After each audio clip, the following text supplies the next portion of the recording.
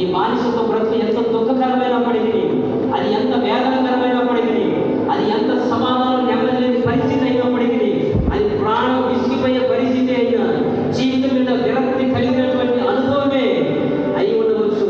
నా ప్రియమైనటువంటి దేవుని బిడ్డలారా, ఇది బతుకు ఎందుకు అనే ఆలోచనలు వచ్చి ఉండవచ్చు. నా ప్రియమైన దేవుని బిడ్డలారా, ఇది కూడా ఒక కాపురమేనా? ఈ కాపురం చేసినా చేయకపోయినా ఈ బ్రతుకు నాకు ఎందుకు అని దుఃఖపడినటువంటి పరిస్థితులు లేకపోలేదు. నా ప్రియమైన దేవుని బిడ్డలారా, ఇదిగో ఈ తండ్రి సంరక్షణ కాదు, ఇది నా తండ్రి సంరక్షణ నాకు బానిసగా ఉన్నదని బాధపడుతున్నటువంటి నా దేవుని బిడ్డలారా, దిగులు పడకు, భయపడకు. ప్రభు నీ దుఃఖాన్ని చూసుకున్నాడు. ప్రభు నీ బానిసత్వ బ్రతుకుని చూసుకున్నాడు. ఇస్రాయేలు కోసం దిగి వచ్చి